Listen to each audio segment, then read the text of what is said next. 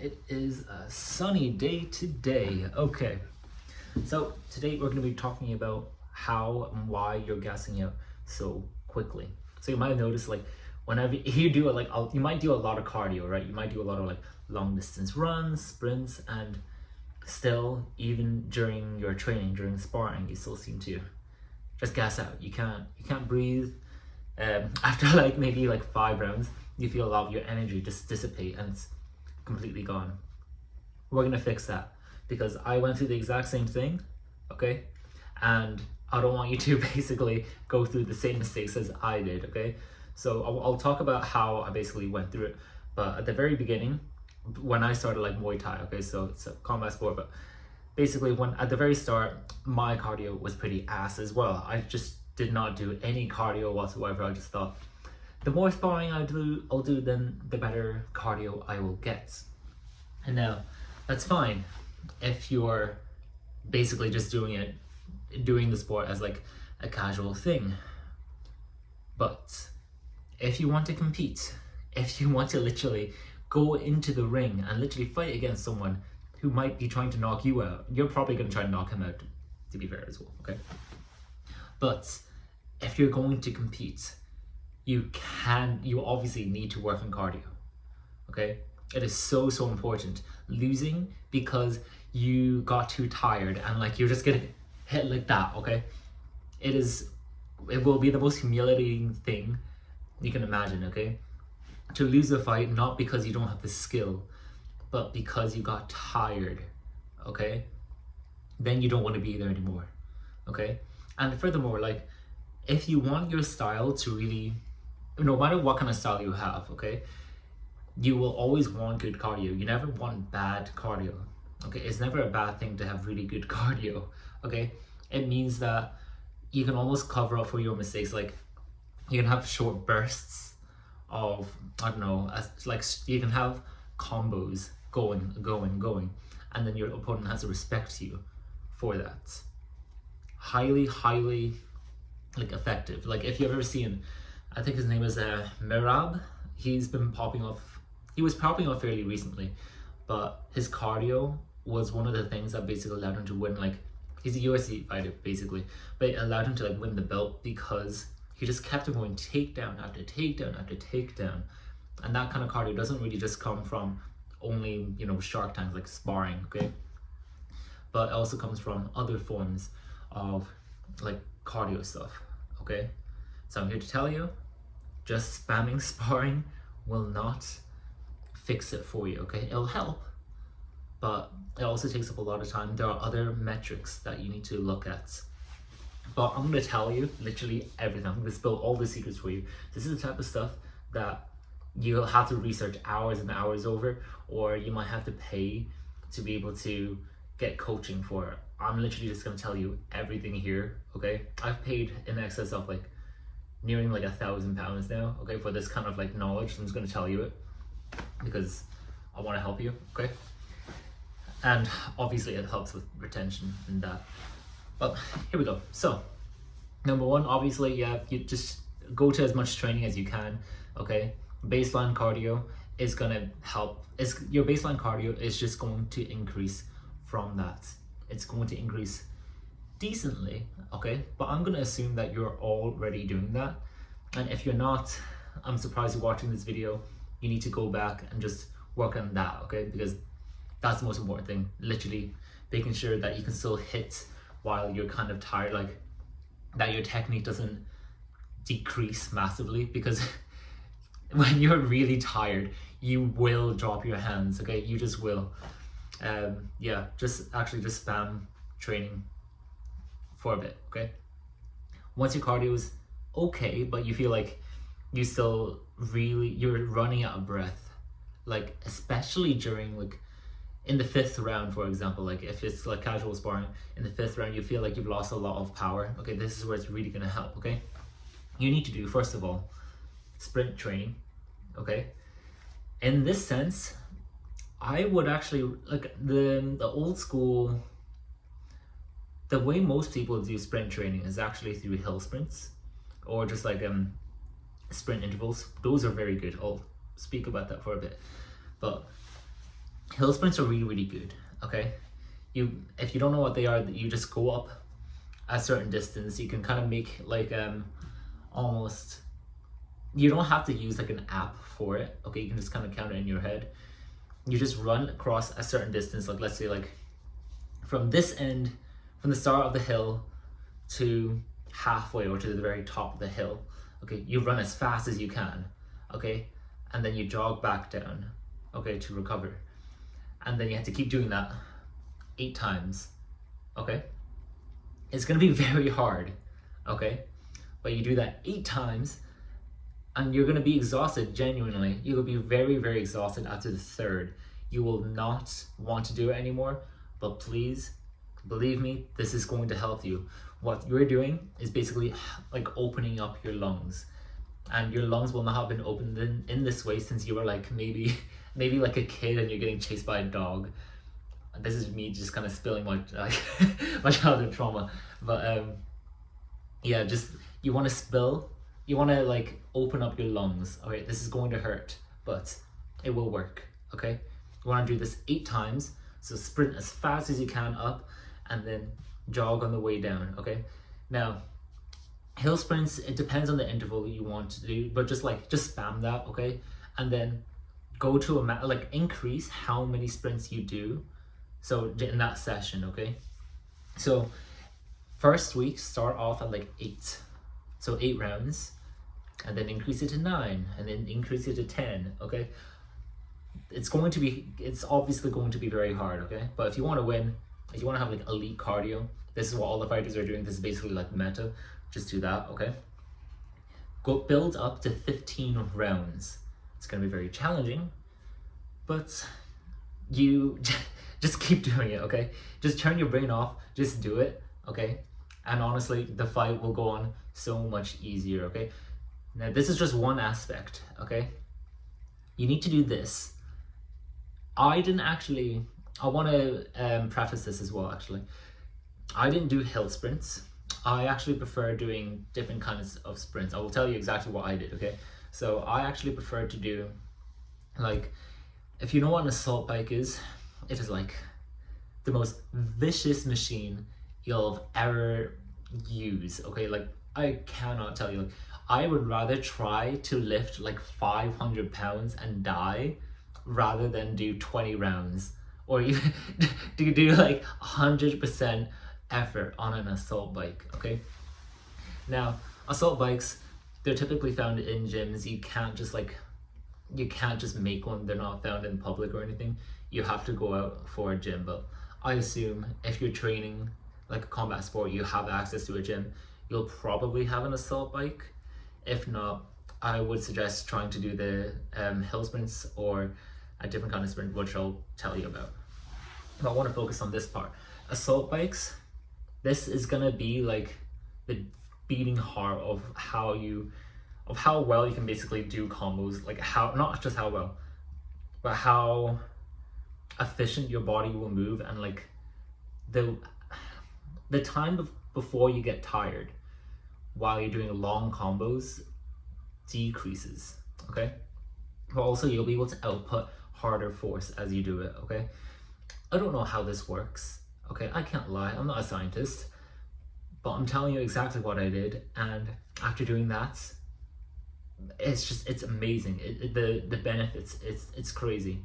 You won't see these kind of benefits, by the way. You won't see them after like a week. You won't even see them after 2 weeks. It's just like lifting. You're gonna have to stick to it for like 2-3 months before you start to see the real results. But most importantly, you have to put in the work. It's so hard. It's so challenging, okay? Like, I would say long distance runs are way easier because it's consistent, but it feels like sprints, you're going through hell all the time, okay? But assault bike, it's like the beating heart. Just, you want to do, what I did was that you like 15 seconds on, 45 seconds off, okay? 15 seconds where you're going like 100% max effort, you're just pushing through, okay? 15 seconds, and then 45 seconds you can rest, just like very lightly like continue. You don't have to like go at a jogging pace, just very like relaxed, okay? Now again, same with the hill sprints. start at 8 rounds, build up 1 round each week. You don't, like for your first fight, you don't need to do any more than like 15. Like once you reach 15, you can either stay there, and then like in the last 2 weeks, you can drop it off to maybe 12 and then maybe 8, okay? Like in the last 2 weeks, you're not gonna see too much of a difference. All we want is like your lungs to be open, okay?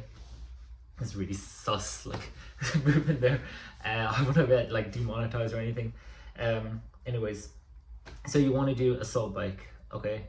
Completely vicious. It's probably going to be the hardest sprint activity that you'll be doing, okay? So you've got sprint intervals on an assault bike. You've also got hill sprints. Those are your, like, I guess, 2 main choices. I would suggest going for the assault bike. It's just way better. If you can, like, I would even consider, if you're really serious and trying to win, I like to sign up to a gym that definitely has one, okay? Amazing. But if you can't, I would just do hill sprints, okay? The next thing I did, okay? Again, it's 4 things total, okay? The next thing I did were ski sprints. You might think like, Tim, why are we doing so many sprints?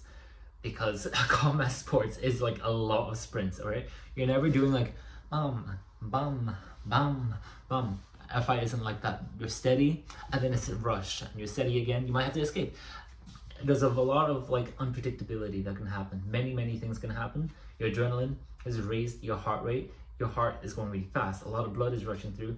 You actually, because of the adrenaline, your muscles, I don't even know what it is, but you get more tired than you normally would, okay? So you had to keep that into consideration. You also have to consider that your mind isn't going to be as clear, and a mind that is like anxious will just take more energy from you. Like you'll feel more exhausted, okay? But to have elite cardio and then be exhausted, or not be exhausted, but like to be anxious, it's not as bad. Like you'll be able to tell, you like, trust me, if you follow literally everything I'm telling you to do, you will look at the other opponent, like you'll be in the ring, look at your opponent after your first round, and you're like, bro, I'm not even sweating. Like genuinely, after my first round, I wasn't even sweating. I could tell the guy that I was fighting against, like he was like, bro, I might have trained a bit too hard in a sense, but yeah, you want to have like amazing cardio is never a problem, okay? I'm telling you, if you have really good technique and really good cardio but not a ton of strength, like you can kind of dance around the ring. Like you can, if you tire the other opponent, there's gonna be like slumbering, like cumbersomely trying to reach towards you, okay? And your technique is, you're gonna look better in the ring is what I'm trying to say. Anyways, that was a side point, okay? So you want to do ski sprints, okay? It's like this, it looks like this big machine that has like, usually it's like green handles, I think, and you just pull down, okay? And search up the form for this. I wasn't doing it right at first, okay? It can be a bit weird, but the whole point is, again, to just open up your lungs, okay? For this, okay, the intervals is, I would suggest that you do distance based, okay? So with all these exercises, the pattern is you're covering each aspect of like cardio. So you're doing short bursts and then kind of continuous bursts as though you were in the, still during, like within the fight, like you're trying to keep them at distance, that kind of cardio. And then you've got the cardio where like when you're, it's like the recovery between the rounds, not between the exchange, between the rounds, okay? The ski sprints, personally, I felt like, I think it affected more so my recovery during my like between my combos, okay? Not like during the combos, that's different, between, okay? So like when I was still kind of like at distance and then a combo and then I'm out and then I'm like trying to keep them at distance. Same idea, okay? But for this, you want to do like, I think it's, yeah, 500 meters. I did 500 meters by, you basically try to do it within a certain time, okay? So try to go at, you want to do 8 rounds of this. So try to do it as hard as you can for 8 rounds, okay? So that might mean 80% intensity for you, okay? You might not be able to do 100% intensity. If you can, try, okay? For each of these sprints, for each of these like cardio exercises, you only need to do it like once a week, but it has to be all of them within that week, okay? So if you want to stack them, you could.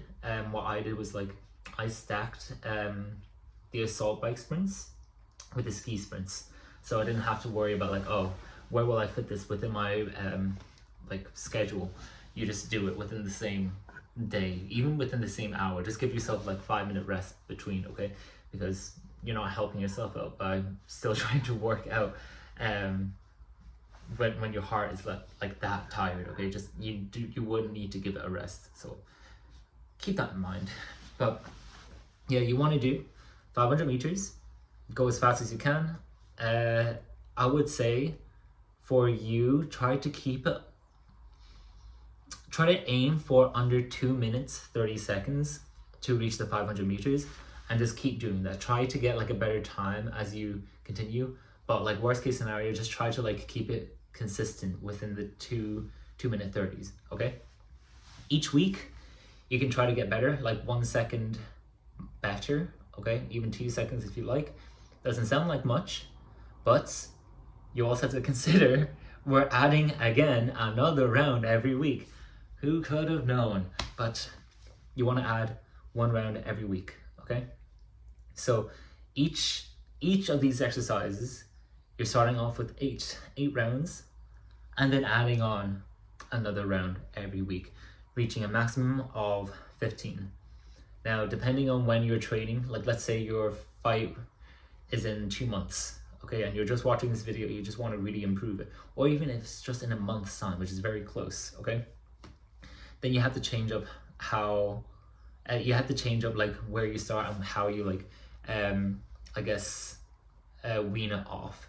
You can start off at like 10 and then go to like 13 and then drop down to 10 and then back to 8, like that sort of idea, okay? Like be smart about your training. Like it's so many people, they think that fighting is just like train hard and just do like old school stuff. Like the new modern day kind of like athletes, okay, they're smart about their training, okay? Like I basically work with my strength and conditioning coach, and he says like the athletes he works with, like they're all very smart with their training. They try to avoid injuries as much as possible, which is obvious. Like why you obviously don't want to be injured, but the type of training makes sense for them. Like some people, they do like maybe a combat like Muay Thai, for example. They might do a lot of kicks, okay? So your shins are going to be very battered. So doing sprints, like hill sprints, or just like really long runs on like the hard pavement doesn't make as much sense, okay?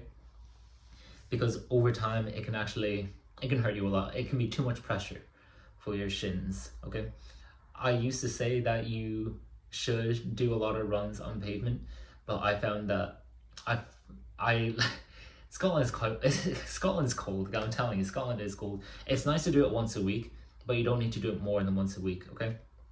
Which leads me on to the fourth form of cardio, which is the least important, but you still need to do it, okay? And it's just long distance runs, okay? Whether you want to replace it with rows, like the rowing machine, which is what I did, okay? It's up to you. I prefer doing the rows because I knew I could guarantee that I could not get injured on it. It's very easy to injure yourself, like especially in the feet, with long distance runs, because I basically use like special shoes. They're called like barefoot shoes, and it means like there's no insole. But because there's no insole, there's not that much protection for my heels, and it means that when I'm running, I have to have perfect, good, like amazing form. But not just that, my feet also need to be strong enough to withstand the impact of hard pavement.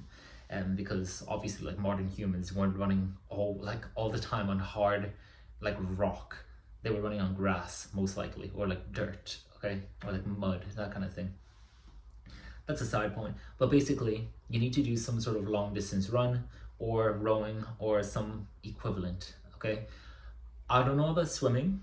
I did want to try doing swimming because I tried researching like Marciano, like Rocky Marciano. He's one of like the greatest boxers of all time. I'm pretty sure he was undefeated, like 50-0 or something. Crazy mad lad. And his cardio was crazy. Like research of his routine is mad. But I would suggest one of those things, okay? Just long distance runs once a week. Don't need to go any more than like 9k. You can go 10k if you want, but again, you don't need to go like super fast either. Like once you reach 10 kilometers every hour, like that's pretty solid. You don't need to go too much faster after that. Like you could hit like, what is it? Like if you hit 55 minutes for a 10k, that's, I would say you don't need to go any more than that, especially for a sport like Muay Thai, for example. Like that's how I won. Like I didn't do too many runs. It was more like the sprints that were the most important. And I want to also speak upon zone 2 cardio because it's such a big thing. It's good for like fat loss, yeah, sure, but I don't want you, basically don't do zone 2 cardio specifically because you're likely already doing your training like on top of like your cardio, and that your normal training will most likely train your zone 2 anyways. Okay, just like the type of training where like you're kind of like flowing through the movements, that's already zone 2. Okay, like the ones where like you're doing your drills against a partner, like you're not hitting each other too hard but you're kind of like still sweating, you're still getting tired, that's enough. That works. Okay, you don't need to emphasize doing zone 2. But if you're thinking about doing it specifically for like weight management because you're maybe on a weight deficit, weight cut, then I would just suggest doing like 10,000 steps a day, like making sure you're doing 10,000. Don't know why it works, but it just does. Okay, but do 10,000 steps a day. Super easy to do. Like if you just go for a walk after your every meal or something, right? Easy, you'll hit it. Especially like if you have a very manual job where you're up on your feet a lot, like you'll get it. But just make sure you're still doing it on days where you're not really working. Kind of idea. Okay, so those are 4 things you need to look out for. 3, you've got your assault bike sprints, or if you can't, then just do, well actually I don't know, then you could do like treadmill sprints. Just try not, make sure your feet are still okay. Then you've got your kind of medium kind of sprints, so that would be your ski sprints, or again you can do hill sprints, but just make sure that you have enough time to kind of recover. Okay, you want the whole point is to push yourself over a longer distance. Okay, and again 8 rounds for each one, extending each, you're making each week harder by adding another round. But obviously if it's in like, if your fight is in like 2 months, change it up. Okay, but you want to go for 15 rounds. Okay, if you can go for more, that's amazing, do that. But for your first amateur fight, you don't need to do that. Okay, you got your long distance run as well. Only, again, each of these once a week. You don't need to do any more than that. It is getting dark in here, my bad. I'm just getting distracted. What was the last one? I don't think that was the last one. Maybe I miscounted. Must have been 3, I guess. Okay, so I have spilled for you literally maybe like at least 500 pounds of, no, maybe even more actually. This is the type of knowledge that people genuinely pay for. Okay, if you're doing this, all right, like, could you give me like the smallest favor? You could subscribe. If you don't want to subscribe, that's fine. You can, in fact, if you found this genuinely really helpful and you still want to talk, like you want to like ask me stuff, I have my email, is just below here. You can, and it's in the description. Just send me a message. I want to help you out. We'll talk, we'll do whatever. Okay, if you have any questions about like how I don't know, maybe won my fights, you can ask me that as well. Okay, I just want to help people fight. I want to help people win their first amateur fight. Like, that's literally it. Okay, that's what this whole channel is about. If you want to see more videos like that, you can subscribe. I'm working on like a program to be able to help people, like literally telling everything, like absolute like smallest details to how I won my first 3 fights. If that's something that you're interested in, you can check it out. Obviously no pressure. Other than that, that is me. And if you have any questions, just let me know. Goodbye.